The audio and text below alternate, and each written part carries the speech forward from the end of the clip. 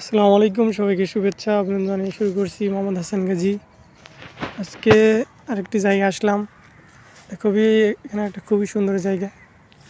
এটা আসলে এমন একটা জায়গা, এখানে একটা পুকুর, বড় পুকুর আছে এবং পুকুর শান এবং আশেপাশে খুবই সুন্দর একটা দৃশ্য এবং সূর্য অস্ত যাওয়া এবং একটা ফাঁকা জায়গা। আসলে আমি সবসময় ফাঁকা জায়গায় ঘুরতে পছন্দ করি এবং প্রকৃতির একটা সৌন্দর্য উপভোগ করার চেষ্টা করি। এখন যে যে সময়টা আমরা আছি এখানে, এই সময়টা হচ্ছে সকল প্রকৃতির তার নিজ ঘরে অবস্থান করার সময়, সকল কাজকর্ম শেষ করে নিজ ঘরে স্থানে যাওয়ার সময়। তেমনইভাবে কিন্তু আসলে এই পাখি এবং অন্য প্রাণীগুলো কিন্তু ঠিক তেমনই কাজ করে থাকে। আমরা দেখছি এখানে অনেকগুলো পাখি আছে, শালিক এবং বিভিন্ন ধরনের কাক, বিভিন্ন ধরনের জাতের পাখি কিন্তু এখানে অবস্থান করছে। সেগুলো কিন্তু আসলে তাদের নিজ ঘরে যাওয়ার জন্য প্রস্তুতি নিচ্ছে এবং রাতে খাবার সংগ্রহ করে কিন্তু একসঙ্গেই তারা নিজ ঘরে যাওয়ার প্রস্তুতি নিচ্ছে। এবং এটি কিন্তু খুবই একটা সুন্দর জায়গা এবং আশেপাশে একটা বড় পুকুর আছে। পুকুর সামনে বসলে কিন্তু আসলে মনটাকে শান্ত করা যাবে এবং সব কিছু একটু উপভোগ করা যাবে। প্রকৃতির এক লীলাভূমি, যেখানে আপনি নিজেকে বিলিয়ে দিলে প্রকৃতির সান্নিধ্যে আপনি কিন্তু মিশে যেতে পারবেন। সেজন্যই কিন্তু আসলে আমি সবসময় ফাঁকা জায়গায় ঘুরতে পছন্দ করি এবং ফাঁকা জায়গায় একলা ঘুরে আসি। এটা আমার হচ্ছে একটা অভ্যাস বলতে পারেন। আমি একলাই বা একটা সুন্দর জায়গা আমি ঘুরতে পছন্দ করি।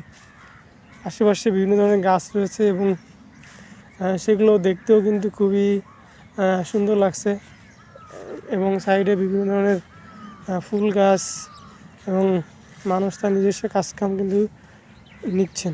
এটাও কিন্তু একটা ফুটবল মাঠ, আসলে একটা ছোটো একটা ফুটবল মাঠ। এখানে সব কিছুই আসলে সুন্দর মতোই চলে এবং দেখা যায় যে সব কিছু একটা নির্দিষ্ট অবস্থান থাকে, সেটাই কিন্তু আসলে খুবই ভালো লাগা। আসলে সূর্য অস্ত গেলে আসলে আকাশটা খুবই সুন্দর দেখায় এবং তেমনই কিন্তু দৃশ্য দেখছি। এটাই হচ্ছে সেই সূর্য অস্ত যাওয়া, যা গাছের নিচে তার আলোটাকে, তার মুখটা কিন্তু ঢেকে রেখেছেন এবং আসলে এদিক দিয়ে কিন্তু খুবই সুন্দর লাগছে। আমরা কিছুদিন আগে দেখছিলাম যে পুকুরটাতে মাছ চাষের কাজ চলছিল বা মাছ মারার কাজ চলছিল চাষ থেকে।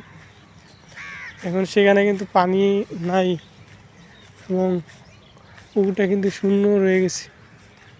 আমি দেখতে পাচ্ছি সামনে এগিয়ে যাই, পুকুরটা শুকনা এবং মাছ চাষের জন্য, পরবর্তী মাছ চাষের জন্য কিন্তু প্রস্তুত করা হচ্ছে।